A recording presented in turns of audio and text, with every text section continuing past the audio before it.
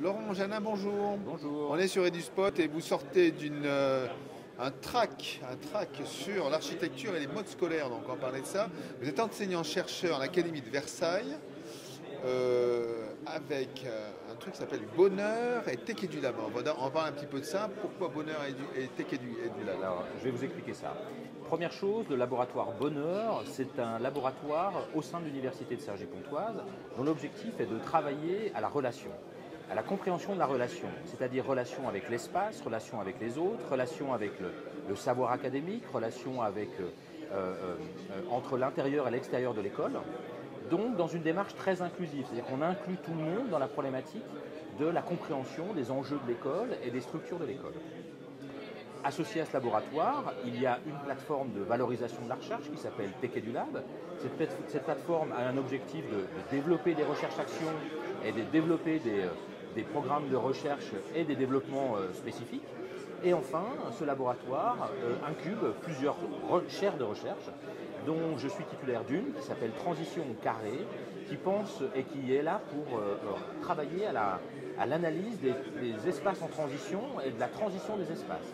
En gros, comment l'espace d'un commun, que peut être l'école, va se transformer avec des attentes de la société ou des attentes des différents acteurs de l'école. Les enfants, les parents, les collectivités territoriales qui financent ces rénovations, ces constructions, ou l'État dans l'intégralité du processus de l'accueil scolaire et donc de l'enfant dans un espace scolaire dans et en dehors des murs. Alors c'est un sujet vaste. Comment dire? Vous allez donc il y a des espaces assez simplistes qui sont les établissements scolaires et l'architecture telle qu'on la connaît. Mais il y a des moments, c'est ça que vous voulez dire, il y a des tiers-lieux, c'est quoi le...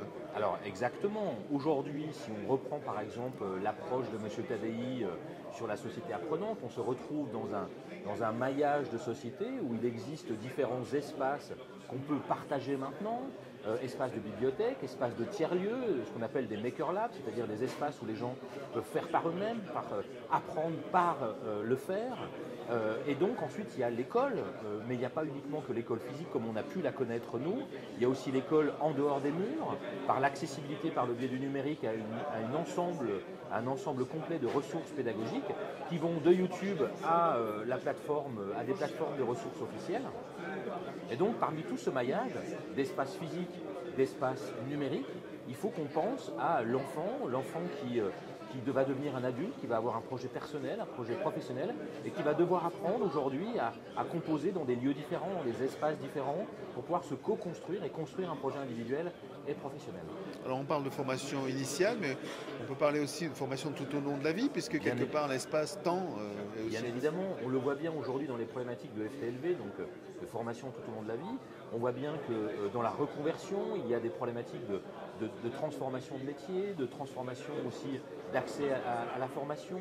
Et donc, bien évidemment, l'intégralité du processus d'apprentissage et d'enseignement se voit transformée dans ce qu'on appelle la forme scolaire au sens le plus large du terme. C'est-à-dire comment, dans quel rapport social on va se situer face à quelque chose qu'on doit apprendre et est-ce qu'on va aller jusqu'à un bonheur à apprendre et comment on travaille ce bonheur à apprendre au travers de la multiplicité des lieux, des aménagements, des conditions techniques. C'est important d'avoir une bonne lumière, c'est important d'avoir une bonne qualité acoustique, c'est important de pouvoir avoir des outils adéquats, de pouvoir avoir des sièges confortables pour pouvoir travailler. Et donc c'est l'intégralité de cette approche un peu systémique de l'environnement et de l'écosystème global de l'école qui va faire résonance.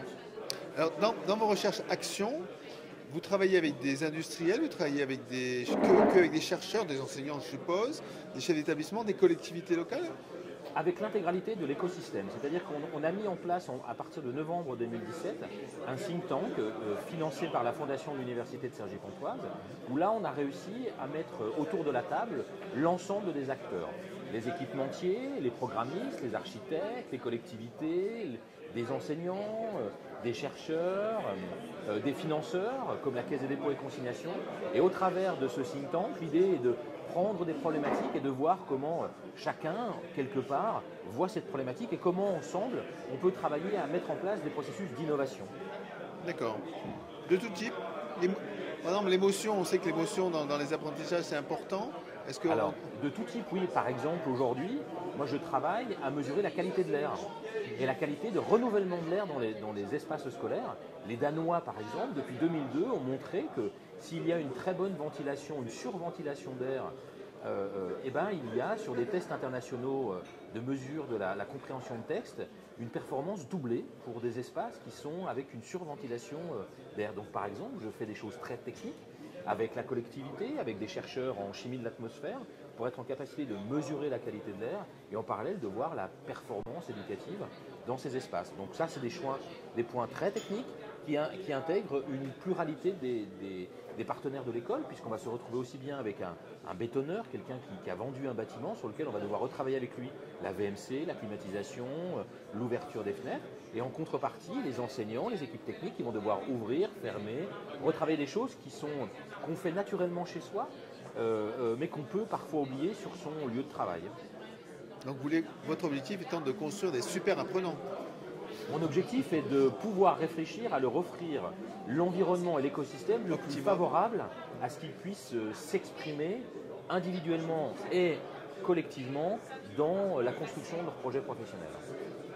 Bien. Bon, on va s'arrêter là. C'est bon ? Merci beaucoup.